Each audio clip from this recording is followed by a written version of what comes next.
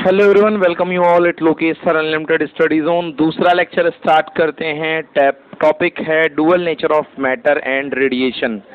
आइए बात करते हैं आज हम। कल हमने थ्रेशोल्ड फ्रीक्वेंसी तक बात कर ली थी, और थ्रेशोल्ड फ्रीक्वेंसी क्या होती थी? वो मिनिमम फ्रीक्वेंसी जिसमें कि फोटो इलेक्ट्रॉन जिसके इंसिडेंट होने पर, जिस रेडिएशन के इंसिडेंट होने पर फोटो इलेक्ट्रॉन अपनी सरफेस को छोड़ करके बाहर चला जाता था, उस फ्रीक्वेंसी को हम थ्रेशोल्ड फ्रीक्वेंसी कहते थे। थोड़ी सी ब्राइटनेस कंट्रोल कर लो बच्चों।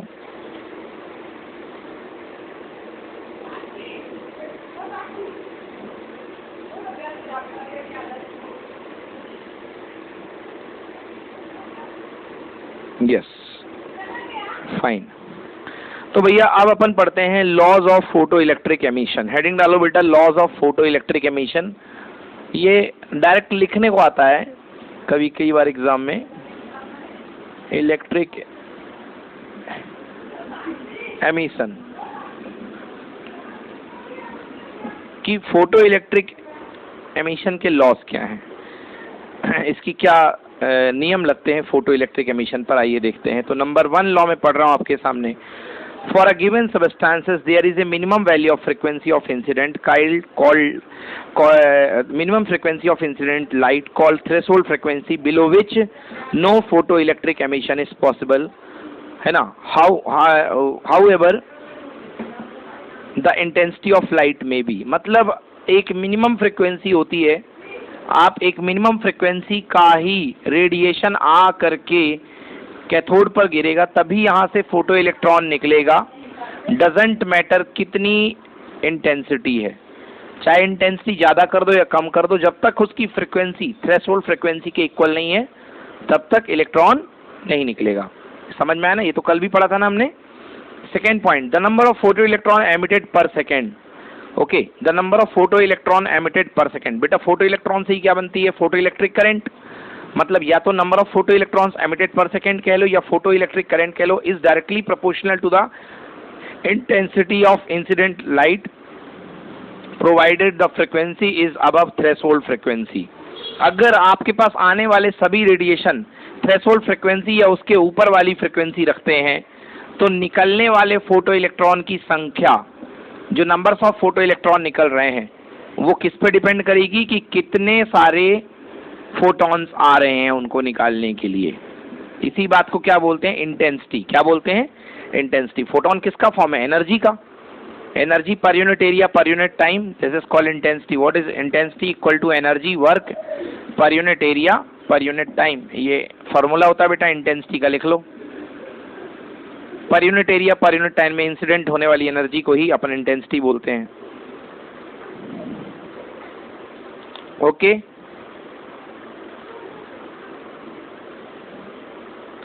क्लियर हुआ बच्चों? तीसरा point, the maximum kinetic energy of the photo electron is directly proportional to the frequency provided. Okay, provided the frequency is above the threshold frequency. देखो मैंने कल बताया था आपको कि जैसे कि मान लो आपके पास ये सरफेस है, और इस सरफेस में इलेक्ट्रॉन की जो थ्रेशोल्ड फ्रीक्वेंसी है, जो एनर्जी है, जिसको वर्क फंक्शन बोलते हैं बेटा, मान लो वो है 15 इलेक्ट्रॉन वोल्ट का। कितने इलेक्ट्रॉन वोल्ट का? 15 इलेक्ट्रॉन वोल्ट का। अब यहाँ से एक रेडिएशन जो आया है, जो इसके ऊपर आके गिरा है, वो मान लो 25 इलेक्ट्रॉन वोल्ट का आया है। ओके, तो नंबर 1 25 जो है एनर्जी दो पार्ट में जाएगी। नंबर 1 वर्क फंक्शन में। वर्क फंक्शन में कितना खर्च हो जाएगी बेटा? 15 इलेक्ट्रॉन वोल्ट। और दूसरी जो बच गई कितनी बेटा? 15 के बाद 10, वो बन जाएगी इसकी kinetic energy, half mv² equal to 10 electron volt. बेटा आया समझ में कि नहीं आया? अब ये बताओ, अगर ये ज्यादा और एनर्जी लेकर के आएगा तो वर्क फंक्शन से उतना ही यूज होगा ना। फायदा किसको मिलेगा बेटा? अगर ये 35 होता तो 15 तो इधर यूज होता। यहाँ पे कितना आता? 20। क्या आता? 20। मतलब सीधी सीधी बात है, इंसिडेंट रेडिएशन की एनर्जी का फायदा बाद में आपको, अगर वर्क फंक्शन आपका क्लियर हो रहा है, अगर वर्क फंक्शन आपको मिल रहा है, इलेक्ट्रॉन निकल रहा है, तो सीधे सीधे किसके रूप में देखने को मिलेगा? काइनेटिक एनर्जी में। समझ में आया ना? मतलब इंसिडेंट रेडिएशन की अगर आप एनर्जी बढ़ाते हैं तो सीधे सीधे आपको उसका फायदा किसके रूप में देखने को मिलेगा?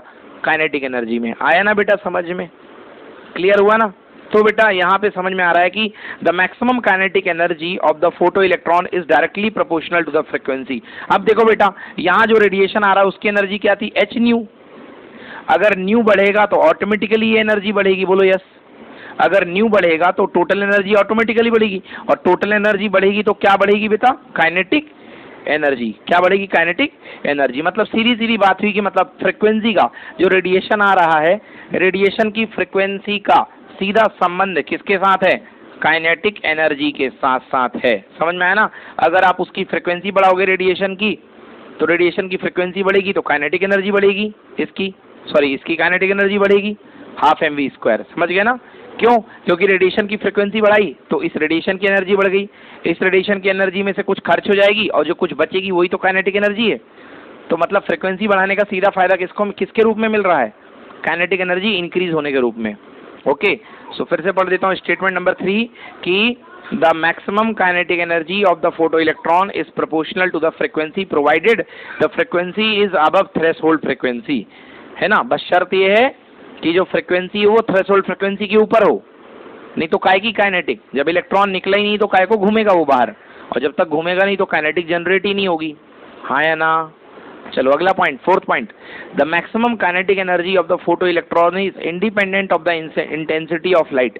देखो भाई, एनर्जी जो फोटोन की जो फ्रीक्वेंसी है, फ्रीक्वेंसी से एनर्जी का ताल्लुक है, समझ गए ना, इंटेंसिटी से कोई ताल्लुक नहीं है। अब नंबर ऑफ रेडिएशन ज्यादा आ रहे हैं, उससे एनर्जी पे थोड़ा ना कोई फर्क पड़ेगा, बोलो, क्योंकि एनर्जी का बंटवारा तो एच न्यू का होना है ना, इंटेंसिटी के बंटवारे से थोड़ा ना इसको कुछ मिलने वाला है, बोलो क्लियर हुआ ना। तो क्या बोल रहा हूं मैं कि the maximum kinetic energy of photo electron is independent of the intensity of incident light.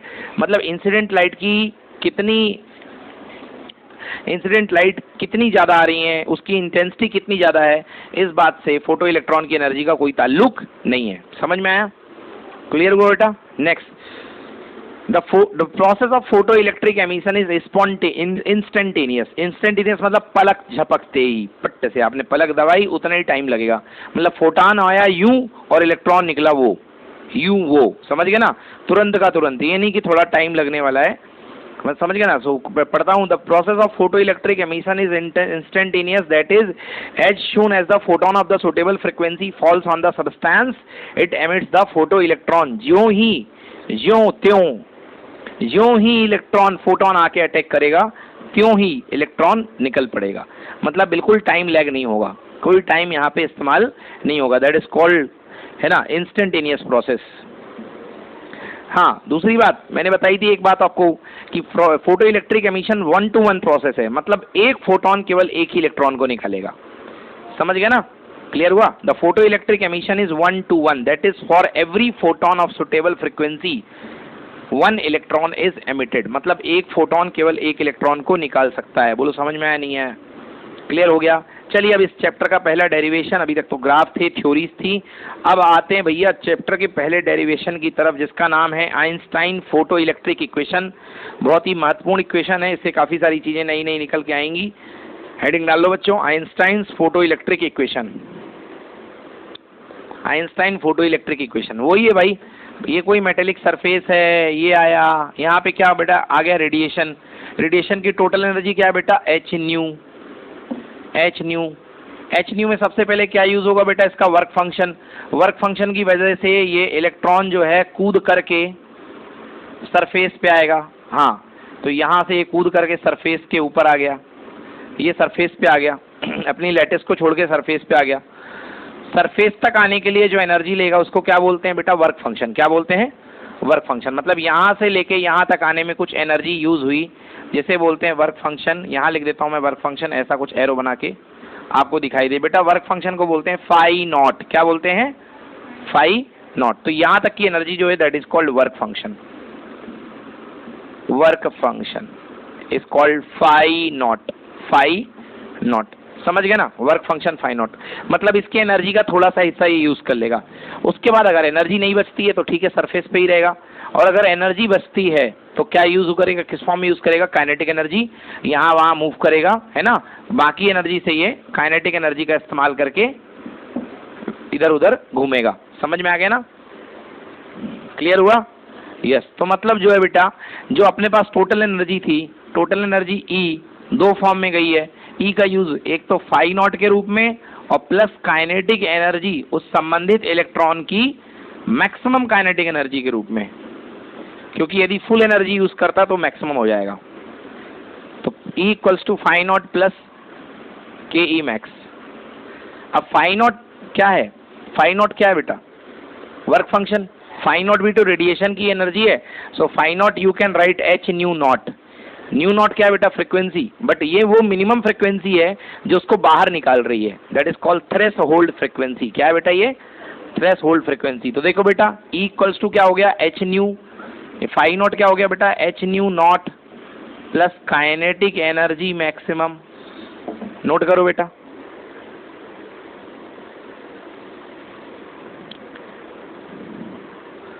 Kinetic energy maximum H nu plus H nu nought equals to equals to plus half kinetic energy half M V square. अब भैया kinetic energy का formula होता है half M V square और ऊपर से लगा maximum, तो मास तो बेटा इलेक्ट्रॉन का फिक्स होता है। मैक्सिमाइज करने के लिए कौन ठेका उठाएगा? वेलोसिटी। मतलब वेलोसिटी जोर से भाग सकती है अगर मार्क्स आपका फिक्स हो, तो काइनेटिक एनर्जी मैक्सिमम बनाने की जिम्मेदारी कौन लेगी? वेलोसिटी। तो बेटा देखो यहाँ से हाफ एम वी स्क्वायर को रोक लो, तो हाफ एम वी स्क्वायर को आपने रोक लिया, एम वी मैक्स, मैक्स लिख दो, स्क्वायर को आपने रोक दिया तो इधर चला जाएगा, ये क्या बन जाएगा? H nu minus H nu naught. H common ले लो बेटा, तो हाफ एम वी मैक्स का square equal to H common bracket में nu minus nu not, nu minus nu not. ठीक है बच्चों, आ गया समझ में?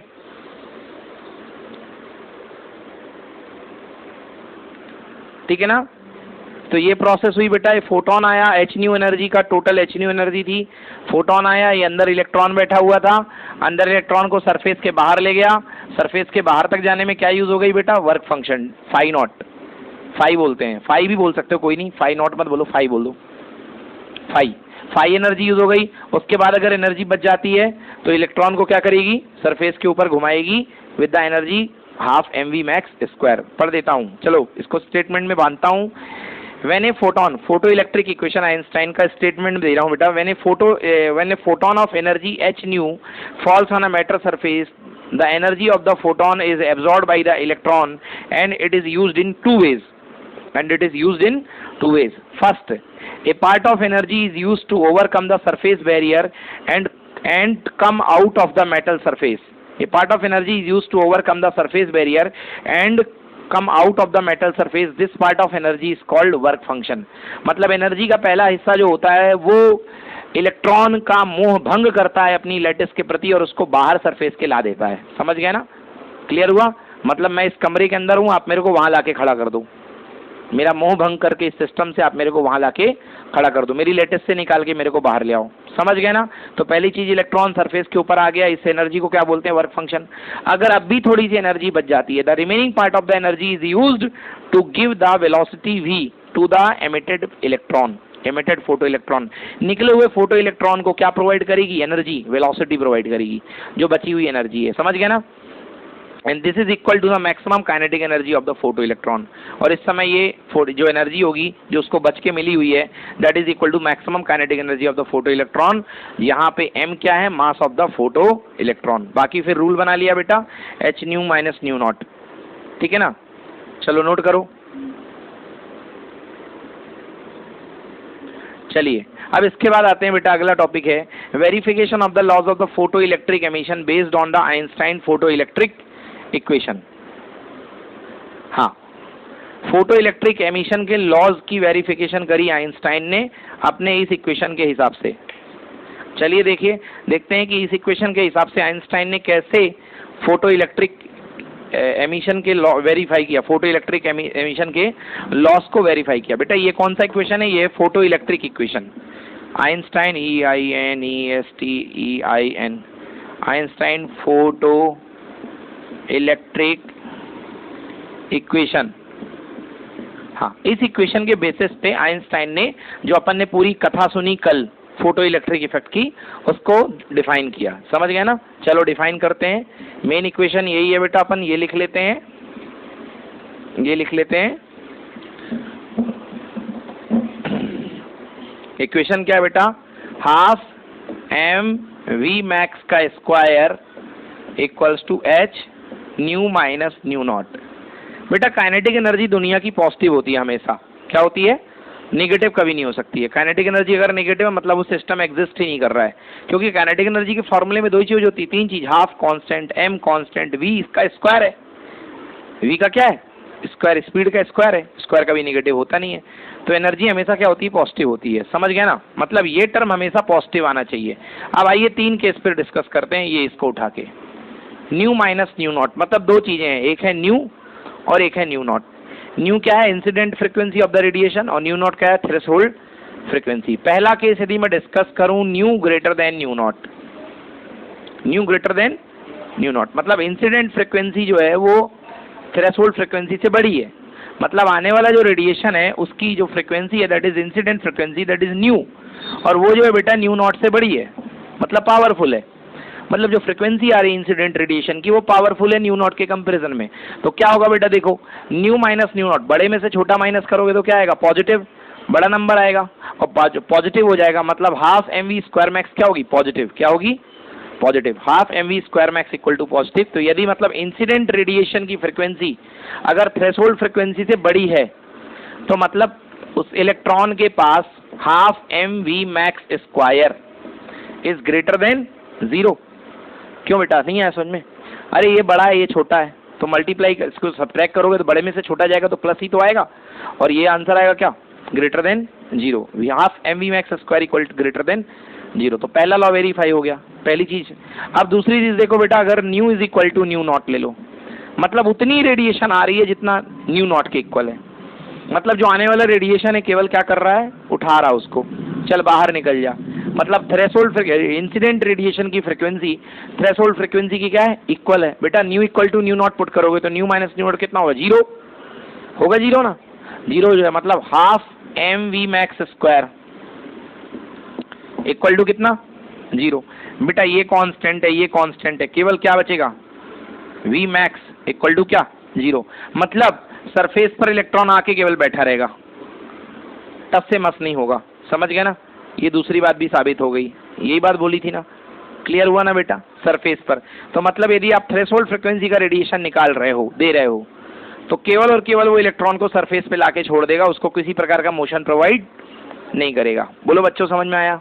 तीसरी बात करते हैं बेटा, थर्ड बात, if nu is less than nu not. ये देखो भैया, मतलब इंसिडेंट रेडिएशन थ्रेशोल्ड रेडिएशन की फ्रीक्वेंसी से कम है, इंसिडेंट रेडिएशन की फ्रीक्वेंसी थ्रेशोल्ड फ्रीक्वेंसी से कम है। बेटा ये छोटा, ये बड़ा, छोटे में से बड़ा माइनस करोगे क्या आएगा? निगेटिव, माइनस में आएगा।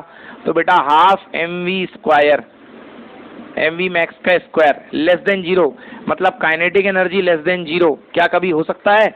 No, not possible. Not possible क्यों भैया?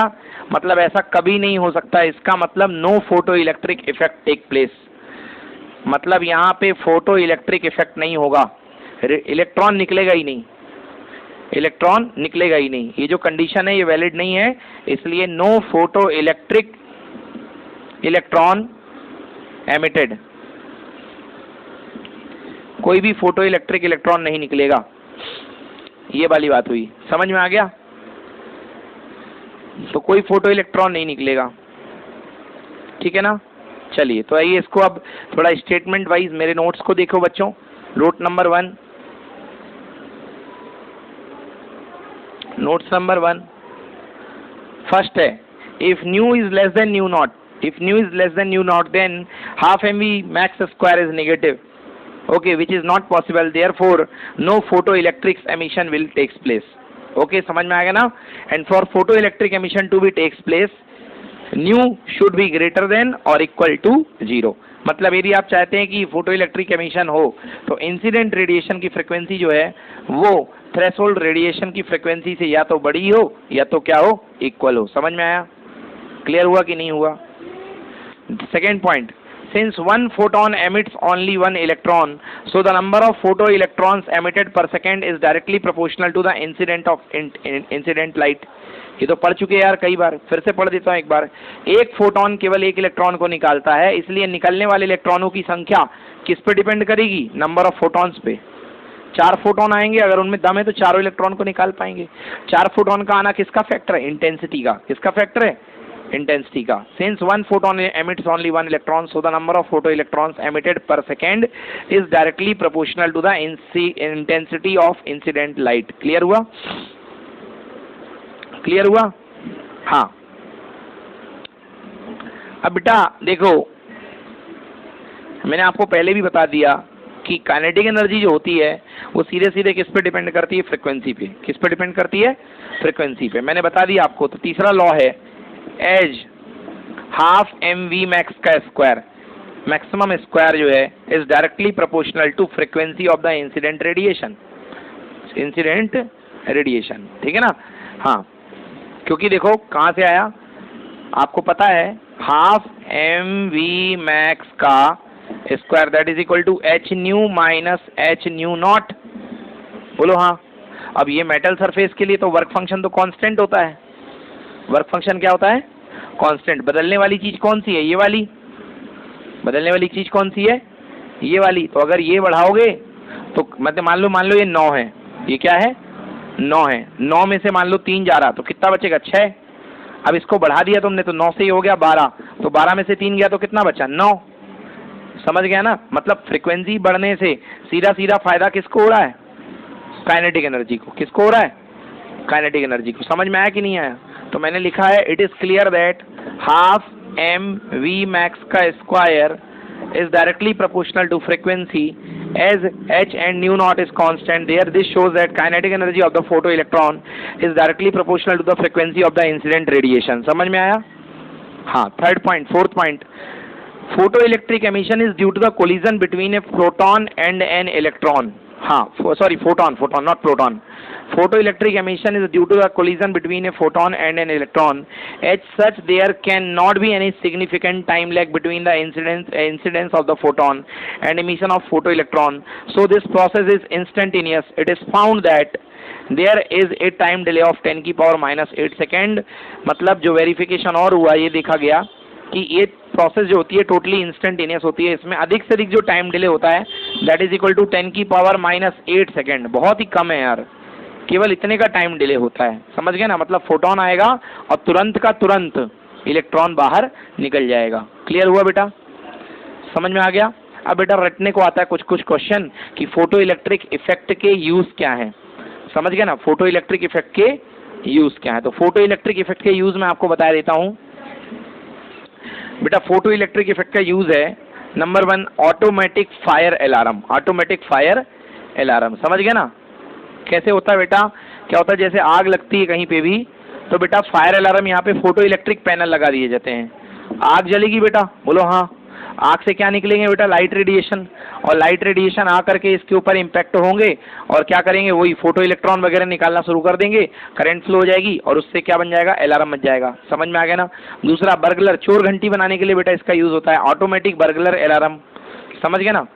Third point, scanners in television transmission. Television transmission में स्कैनर बनाने के लिए. Fourth point, reproduction of sound in cinema film. Reproduction of sound in cinema film. Next fifth point, in paper industry to measure the thickness of the paper. Paper की thickness measure करने के लिए photo electric effect का use होता है. Six point, to locate flaws and holes on the finished goods. अच्छे finishing वाले goods पर, सामानों पर हॉल्स और क्रैक्स डिनोट करने के लिए यूज होता है. फोटो इलेक्ट्रिक इफेक्ट का दूसरा एक अगला यूज है astronomy. Astronomy. And eighth use है to determine the opacity of solid and liquids. Ninth use है automatic switching off the street light. हाँ, ये बहुत यूज होता है आजकल. सुबह से अपने आप जो शहरों की लाइटें बंद हो जाती है ना, अपने आप 6 बजे तक लाइट चलेगी और जैसे ही लाइट आ जाएगी, सनलाइट आ जाएगी, वैसे क्या होता है? सर्किट टूट जाता है, सर्किट ब्रेक हो जाता है फोटो इलेक्ट्रिक इफेक्ट की वजह से और ये बंद हो जाता है. Next 10 point, to control the temperature of the furnace. Then 11th point, photometry. 12th point, beauty meter to measure the fair complexion of skin. समझ गए ना? फेयर कॉम्प्लेक्शन ऑफ स्किन को मेजर करने के लिए यूज करते हैं ब्यूटी मीटर में इसका। 13 point light meters used in cinema industry to check the light. 14 point photo electric sorting. 15 point photo counting, ये नोट मेजर करने, नोट गिनने वाली मशीन में भी फोटो इलेक्ट्रिक इफेक्ट का यूज होता है। एंड 16 है मेट्रोलॉजी। अरे यार 2-3 आते हैं, कोई भी याद कर लेना, समझ में आ गया ना, 2-3 आते हैं, कोई भी याद कर लेना। चलिए अब बेटा डालो dual nature of radiation and matter. Dual nature of radiation and matter. अब बेटा हमने अभी पूरी फोटोन की बात पढ़ ली, हमने फोटो इलेक्ट्रिक इफेक्ट देख लिया। इस चैप्टर का एक पार्ट था फोटो इलेक्ट्रिक इफेक्ट, समझ गए ना। फोटो इलेक्ट्रिक इफेक्ट जो है वो लाइट के क्वांटम नेचर के या पार्टिकल नेचर के होने की बात बोलता है। अब हम लाइट के डुअल नेचर पे खुल के बात करेंगे, dual nature of radiation and matter. तो दोनों पे बात करेंगे, रेडिएशन का भी डुअल नेचर और मैटर का भी डुअल नेचर, ठीक है ना।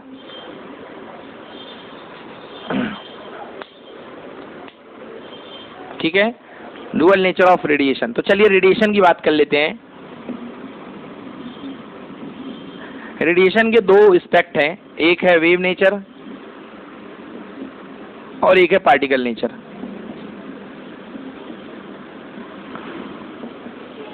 ओके, कौन सा रेडिएशन? लाइट रेडिएशन, लाइट के रेडिएशन की, समझ गए ना। चलिए डुअल नेचर के वेव नेचर होने के पक्ष में जो घटनाएं सामने धरी गई, मतलब वेव नेचर या वेव थ्योरी, वेव नेचर कह लो या वेव थ्योरी, अगर रेडिएशन जो है वेव नेचर या वेव थ्योरी को एक्सप्लेन करता है तो उसके गवाही में, उसके पक्ष में जो बातें कही गई, wave theory of the electromagnetic radiation explain the phenomenon of interference, interference explain हुआ, डिफ्रैक्शन एक्सप्लेन हुआ एंड थर्ड पोलराइजेशन एक्सप्लेन हुआ। मतलब वेव थ्योरी के फेवर में ये 3 इवेंट एक्सप्लेन हुई, डिफ्रैक्शन, मतलब एज ए वेव अगर आप मानते हो लाइट को, तो वेव के रूप में लाइट जो होती है 3 चीजों को करती है सेटिस्फाई, इंटरफेरेंस को, डिफ्रैक्शन को और पोलराइजेशन को। बट यदि आप लाइट को क्वांटम थ्योरी के हिसाब से, as quantum theory of light,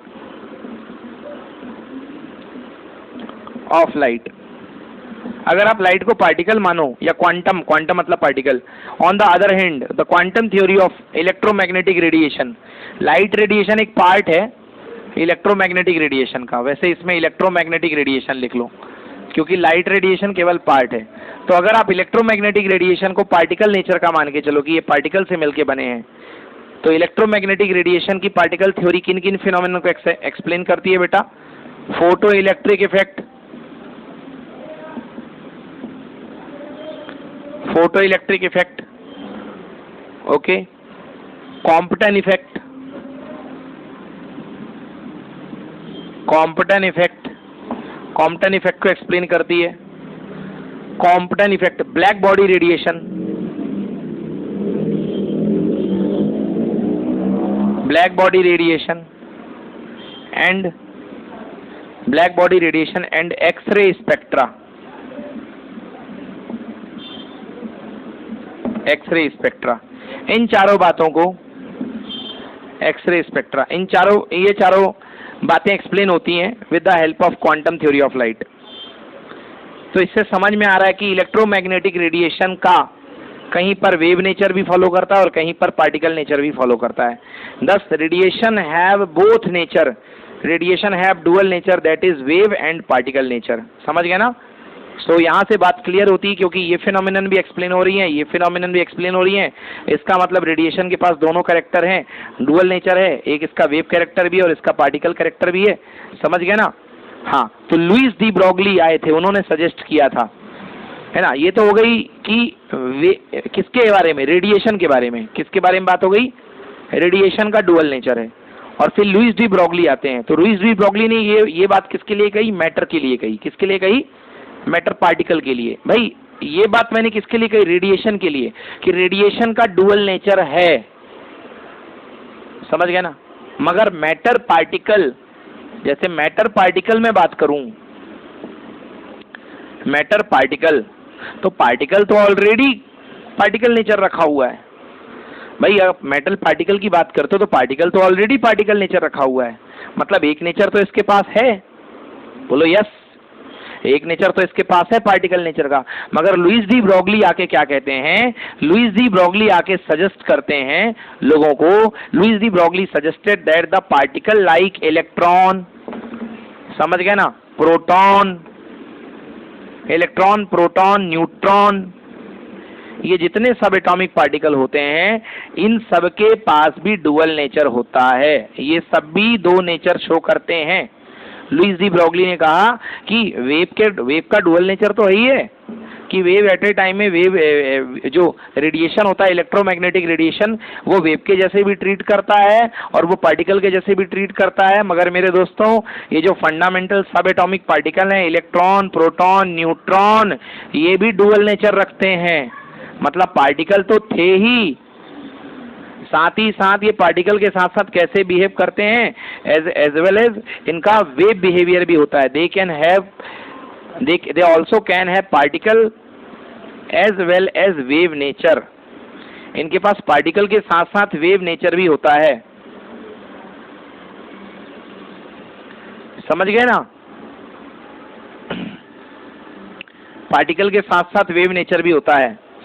हालांकि बाद में आकर के इस वाकई में इनके सजेशन को बाद में सही का ठप्पा लगाया था डेविसन एंड जर्मर ने। उन्होंने क्या किया था, बेटा इलेक्ट्रॉन है, इलेक्ट्रॉन का उन्होंने डिफ्रैक्शन करके दिखा दिया था। इलेक्ट्रॉन का क्या करके दिखा दिया था, डिफ्रैक्शन, समझ गए, और इलेक्ट्रॉन के डिफ्रैक्शन से उसकी वेवलेंथ निकाल के बताई थी। समझ में आया बेटा, इलेक्ट्रॉन की बीम की वेवलेंथ निकाल के बताई थी। अब ये बताओ डिफ्रैक्शन किसकी प्रॉपर्टी है, वेव की कि पार्टिकल की? हाँ, अरे डिफ्रैक्शन किसकी प्रॉपर्टी होती है, वेव नेचर की। तो डिफ्रैक्शन वेव की प्रॉपर्टी है, मगर शो करने वाला कौन है, मैटर पार्टिकल, कौन, इलेक्ट्रॉन। शो करने वाला कौन है, इलेक्ट्रॉन। तो इलेक्ट्रॉन पार्टिकल है और वेव नेचर की बात शो कर रहा है, मतलब इलेक्ट्रॉन को एज ए वेव भी आप कंसीडर कर सकते हो। तो हुआ ना मेटल का डुअल बिहेवियर, हुआ ना पार्टिकल का डुअल बिहेवियर, समझ गए ना। इसी को बोलते हैं डुअल नेचर ऑफ मैटर। मतलब रेडिएशन का डुअल नेचर तो पहले ही साबित हो चुका था, अब मैटर का डुअल नेचर साबित होने वाला है। हाँ या ना बोलना पड़ेगा। चलो अच्छी बात है ना। चलो तो भैया यहाँ पे एक बात हो गई कि Louis de Broglie suggested that the particle like electron, proton, neutron etcetera have also dual nature, that is they also can have particle as well as wave nature. But एक बात मैं बता दूं, एक ही टाइम में केवल एक ही प्रॉपर्टी एस्टेब्लिश होती है, एग्जिस्ट करती है, या तो पार्टिकल नेचर या तो वेव नेचर। आप एक ही समय में दोनों बिहेवियर देख नहीं सकते हो, समझ गए ना। As a particle, as a wave, आप एक ही समय में दोनों चीजें एनालिसिस नहीं कर पाओगे। तो नोट लगाओ बेटा, नोट लिखो।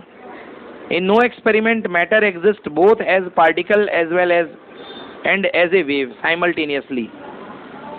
एक ही समय में जो मैटर होगा, कोई भी मैटर, वो एज ए पार्टिकल और एज ए वेव दोनों के जैसे एग्जिस्ट नहीं करेगा। मतलब एक ही समय में आप डुअल बिहेवियर मैटर का आपको देखने को नहीं मिलेगा। Okay, it is either the one और द अदर एक्सपेक्ट। मतलब या तो आपको वेव मैटर का वेव नेचर को ही देखने को मिलेगा या मैटर का आपको पार्टिकल नेचर ही देखने को मिलेगा। The two aspects are complementary to each other. मतलब एक दिखेगा, अगर एक पहलू आपको दिखेगा तो दूसरा पहलू आपको नहीं दिखाई देगा। मतलब यदि आप मैटर की वेव थ्योरी अगर देख पा रहे होगे तो उस समय आपको मैटर एज ए पार्टिकल नहीं दिखेगा, और अगर आप मैटर को एज ए पार्टिकल देख रहे हो तो आपको उस समय मैटर एज ए वेव नहीं दिखेगा। दो चीजों में से केवल एक टाइम पे एक ही चीज आपको दिख पाएगी। ये इतना खतरनाक सजेशन डी ब्रोगली ने कैसे दे दिया, उसका सजेशन किन बातों पर बेस्ड था, किन बातों पर बेस्ड था इतना खतरनाक सजेशन कि इलेक्ट्रॉन जो साफ साफ पार्टिकल दिख रहा है वो कह दिया कि ये वेव नेचर भी होगा इसका। इलेक्ट्रॉन को उसने वेव बता दिया कि इलेक्ट्रॉन की वेव होती है। इतना खतरनाक सजेशन, इसको बुद्धि कहाँ से आई? तो उसके दो पॉइंट है। Number one, the nature love symmetry. मतलब उनका कहना था कि ये जो प्रकृति है ये एक तरफा नहीं चलती है, दो तरफा चलती है। मतलब इसको सिमेट्री पसंद है। मतलब यदि आप वेव का पार्टिकल नेचर होगा तो पार्टिकल का भी वेव नेचर होगा, पहला पॉइंट। दूसरा, the universe is made of the particles and radiation and both entities must be symmetrical. मतलब वही सिमेट्रिकल वाली बात आ गई कि ये जो ब्रह्मांड है ये पार्टिकल से और रेडिएशन से मिलकर के बना है और दोनों समान अनुपात में हैं, दोनों समान अनुपात में हैं। समझ गए ना? अब चलिए, डी ब्रोगली ने क्या कहा? डी ब्रोगली ने कहा कि हर matter as a wave react करेगा। मतलब हर पार्टिकल जो है उसके पास खुद का वेव होगी। अब वेव होगी तो वेवलेंथ होगी, क्योंकि वेव की कैरेक्टरिस्टिक्स क्या है सबसे बड़ी? उसकी वेवलेंथ। समझ गए ना? तो डी ब्रोगली ने वेव बताई जिसका नाम पड़ा डी ब्रोगली वेव। क्या पड़ा? D Broglie wave. समझ गए ना? इसी को बोलते हैं मैटर वेव। क्या बोलते हैं इसको? Matter wave. यानी पार्टिकल की वेव, डी ब्रोगली वेव किसी भी मटेरियल पार्टिकल की, उसको बोलते हैं मैटर वेव। समझ गए ना? तो डी ब्रोगली क्या कहते हैं? लिखो बेटा, de Broglie wave. De Broglie wave या मैटर वेव। अब सुनो, मैटर वेव का कंसेप्ट क्या है या डी ब्रोगली वेव का कंसेप्ट क्या है?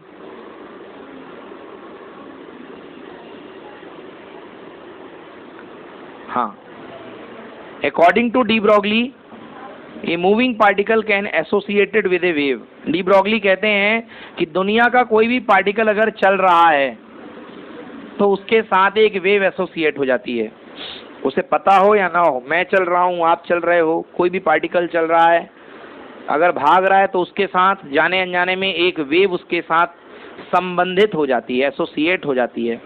According to the de Broglie a material particle can be associated with a wave. ठीक है ना? मतलब, और वेव जो होती है वो, जैसे ये मान लो ये पार्टिकल है, ये पार्टिकल है, अगर वो पार्टिकल चल रहा है तो उसके साथ जाने अनजाने में एक वेव एसोसिएट हो जाएगी, और वेव चलेगी आगे और पार्टिकल चलेगा पीछे। मतलब वेव किसका काम करेगी? गाइड का। वेव किसका काम करेगी? गाइड का। अरे जो आगे चलता है उसको गाइड बोलते हैं ना। तो देखो बेटा, और इस गाइड की जो वेवलेंथ होगी, ट्रफ टू ट्रफ कह लो, ये कहलाएगी वेवलेंथ लैम्डा। तो लिखो, according to the de Broglie a moving particle can be associated with a wave, that is wave can guide the motion of the particle. मतलब जो वेव है उस पार्टिकल के मोशन को गाइड करेगी, उस पार्टिकल के मोशन को गाइड करेगी। The waves associated with the moving particle are known as de Broglie wave और मैटर वेव। इस तरीके से किसी पार्टिकल के साथ जो संबंधित तरंगे होती हैं, जो संबंधित पार्टिकल के साथ जो एसोसिएटेड वेव्स होती हैं, these waves are known as matter waves या डी ब्रोगली वेव्स। हेडिंग डालिए, नेक्स्ट डेरिवेशन इस चैप्टर का, expression for de Broglie wave. अब डी ब्रोगली वेव यानी कि डी ब्रोगली की वेवलेंथ निकालते हैं कि डी ब्रोगली वेव का एक्सप्रेशन क्या है। ठीक है ना? चलिए डी ब्रोगली वेव निकालते हैं। Expression for de Broglie wave, wavelength निकालेंगे क्योंकि वेव की कैरेक्टरिस्टिक्स होती है वेवलेंथ। चलिए, quantum theory of light. Quantum theory of light से एनर्जी ऑफ द फोटोन क्या होती है बच्चों? E equal to H nu. E equal to H nu. Photon की स्पीड क्या होती है? लाइट की स्पीड, यानी E इक्वल टू एच और न्यू की जगह न्यू, और रेडिएशन की wavelength H c by lambda, h c by lambda. Number 1 दे दो। ये तो वेव कैरेक्टरिस्टिक्स की बात हो गई, एच सी बाई लैम्डा। अब आओ पार्टिकल के बारे में किसने बात करी थी? आइंस्टाइन ने। आइंस्टाइन का according to the Einstein theory, the energy of the photon, photon की एनर्जी, आइंस्टाइन फोटोन को एज ए पार्टिकल ट्रीट करते हैं m इंटू सी स्क्वायर, तो energy of the photon equal to M c square, m into c square. समझ गए? यहाँ पे photon का मोमेंटम अगर आप देखना चाहो तो फोटोन का momentum equal to p equal to mass into speed m into c. What is this? This is momentum of photon. Momentum of photon बाद में काम में आएगा, इसलिए पहले बता दिया।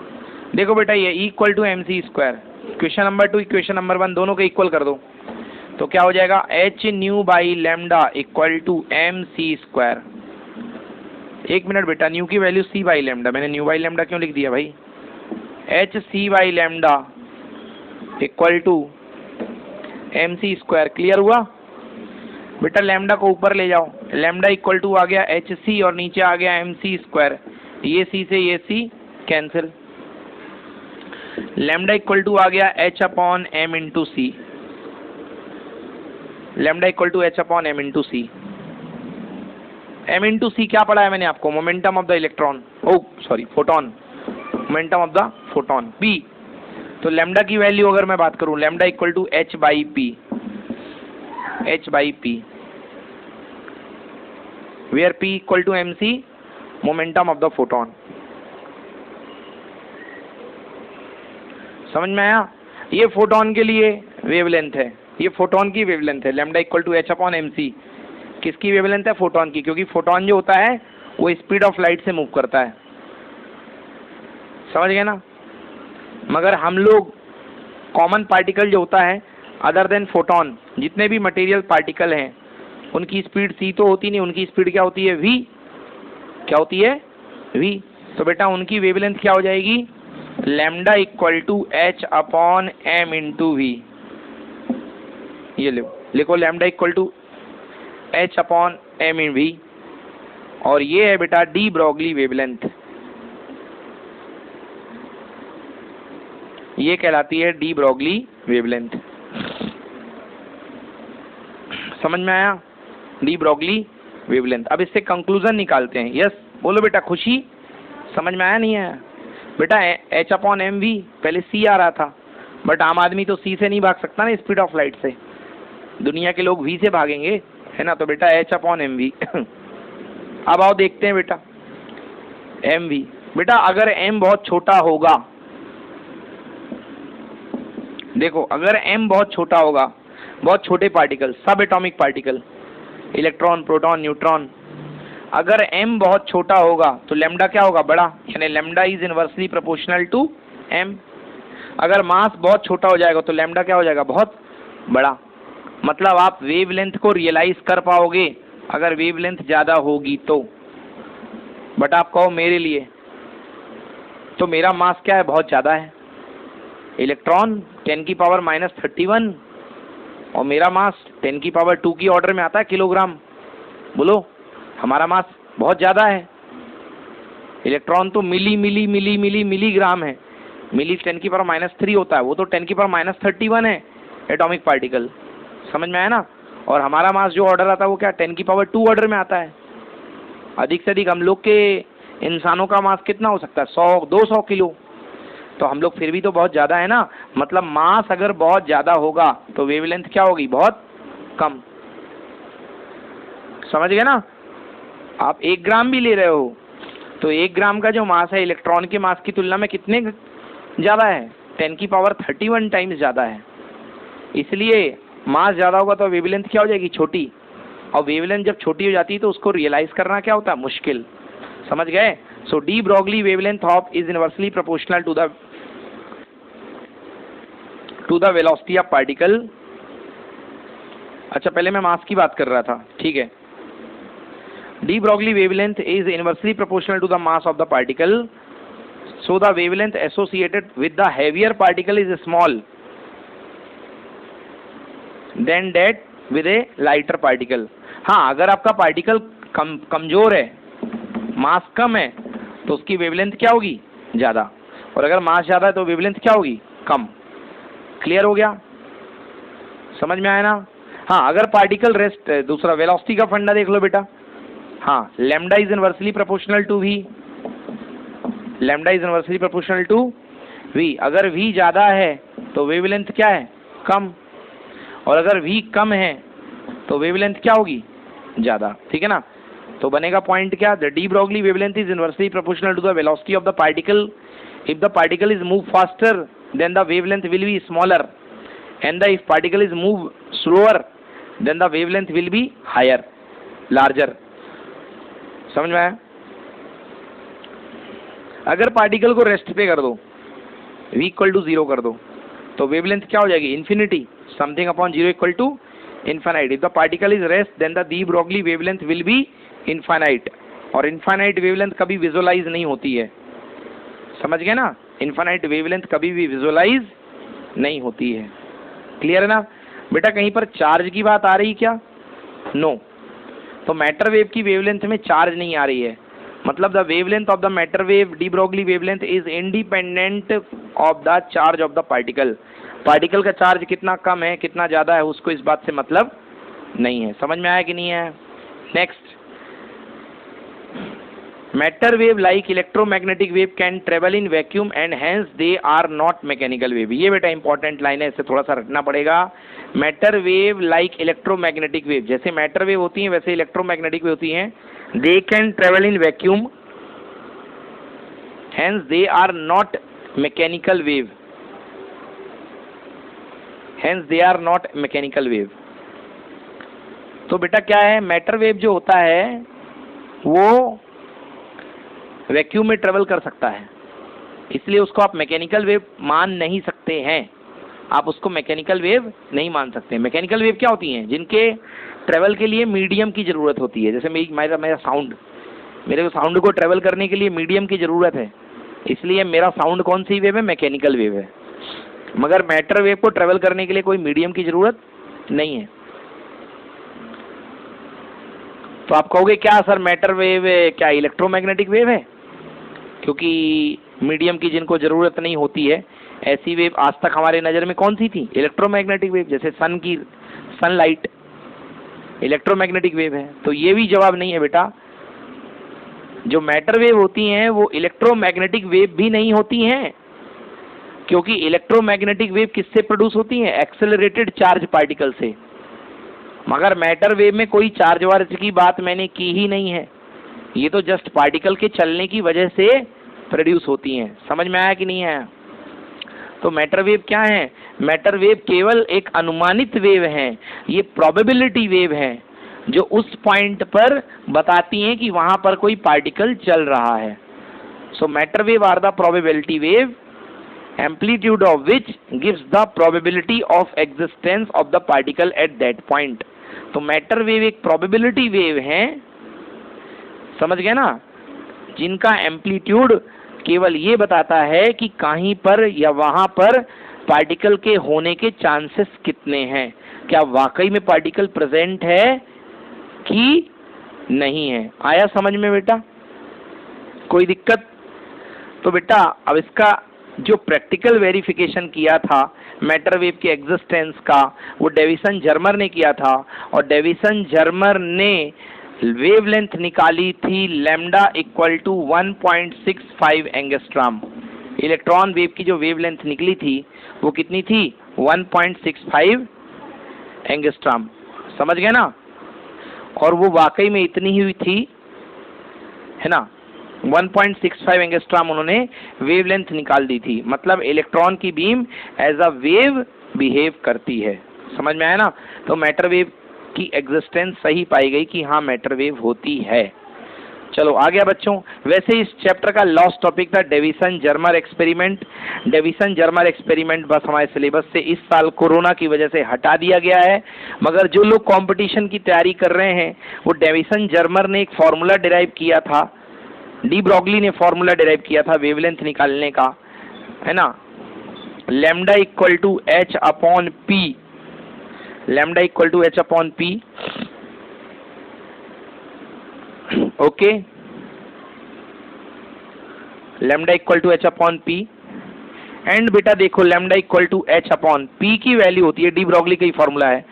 पी बेटा मोमेंटम के फॉर्म में पी इज इक्वल टू होता है ई स्क्वायर अपॉन 2m। एक मिनट बेटा,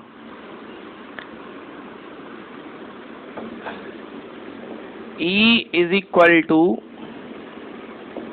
पी स्क्वायर अपॉन 2m। जी हाँ ये होता है बेटा, E is equal to p square upon 2m, ये होता है फॉर्मूला, मैकेनिक्स का फॉर्मूला है। अगर आपको कंफ्यूजन है तो बता देता हूं मैं। Lambda equal to H upon p बाद में डिस्कस कर लेंगे, पहले E इक्वल टू, E मतलब kinetic energy half mv square. बेटा P कितना होता है? मास इंटू वेलोसिटी, तो m square v square, P कर दिया ना स्क्वायर, अपॉन 2m, 2 से 2m, एक m से एक m कैंसिल, तो बेटा half mv square equal to half mv square. मतलब फॉर्मूला बिल्कुल सही है E इक्वल टू क्या हो गया बेटा, पी स्क्वायर अपॉन 2m। तो P इक्वल टू क्या हो गया बेटा, 2me, m for mass, E for energy. कौन सी एनर्जी, काइनेटिक एनर्जी, बोलो हाँ, नहीं आया समझ में। E equal to under root 2me। अब बेटा अपन ने पढ़ा P equal to, sorry P square equal to 2me, P square, तो P इक्वल टू क्या हो जाएगा बेटा, अंडर रूट 2m इंटू कितना E। P equal to under root 2me हो गया। अब भैया जो आपने क्या निकाली, जो वेवलेंथ निकाली है डी ब्रॉगली ने, वो क्या निकाली थी बच्चों, lambda equal to H upon P, ये निकाली थी H upon M V, M V मतलब पी। तो H upon P under root 2m into कितना बेटा ई, अंडर रूट 2me, बोलो यस, अंडर रूट 2me। अब बेटा E for energy, E for, अगर आप किसी इलेक्ट्रॉन को V वोल्टेज के पोटेंशियल फील्ड में एनर्जाइज कर रहे हो, तो कल मैंने बताया था काइनेटिक एनर्जी इक्वल टू होता है चार्ज इंटू वोल्टेज, याद आया। और चार्ज की जगह कौन बैठा है बेटा, इलेक्ट्रॉन, इंटू कितना वोल्टेज। तो E इक्वल टू होता है Q into V, E equal to Q into V. तो बेटा वेट पुट कर दो, lambda equal to H upon under root 2m Q V, 2m Q V. But ये experiment Davisson Germer ने किसके लिए किया था, इलेक्ट्रॉन के लिए। तो उन्होंने क्यू की जगह क्या लेंगे, एक इलेक्ट्रॉन, क्या लेंगे, वैसे फॉर्मूला ये है बिल्कुल सही। चार्ज पार्टिकल की वेवलेंथ के लिए फॉर्मूला ये वाला है, lambda equal to H upon 2m Q V, समझे ना। बट इलेक्ट्रॉन की यदि आप बात करोगे तो क्यू की जगह ई रख दो बेटा मेरे, तो H upon under root 2m E V. Note करो, समझ में आ रहा नहीं आ रहा, lambda equal to H upon 2m E V. क्या क्या कांस्टेंट है, क्या क्या पता है लैम्डा निकालने के लिए। h पता है 6.6 इंटू 10 की पावर माइनस 34 होता है, 2 तो 2 होता है। मास ऑफ इलेक्ट्रॉन 9.1 इंटू 10 की पावर माइनस 31 किलोग्राम। ईल ऑफ इलेक्ट्रॉन, इलेक्ट्रॉन का चार्ज 1.6 इंटू 10 की पावर माइनस 19। बोलो बेटा, केवल क्या है, वोल्टेज वेरी कर सकते हो आप, क्योंकि वोल्टेज जो लगाओगे वो वेरिएबल है, वो क्या है, वेरिएबल। तो बेटा रूट के अंदर v डाल दो मल्टीप्लाई में, बेटा सब सॉल्व करोगे तो लैम्डा इक्वल टू आता है 12.127, right. 12.127 divided by under root v angstrom, note करिए, इतना आएगा बेटा। तो ये है निकालने का तरीका, वेवलेंथ। और डेविसन और जर्मर साहब ने ये एक्सपेरिमेंट किया था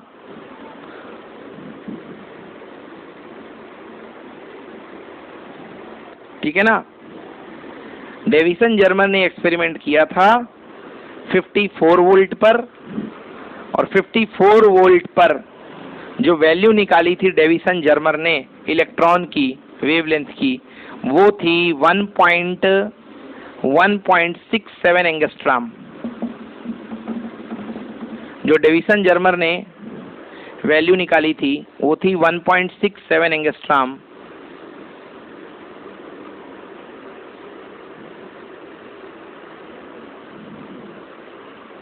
ठीक है ना, डेविसन जर्मर ने जो एक्सपेरिमेंट निकाली थी वैल्यू 1.67 एंगस्ट्राम।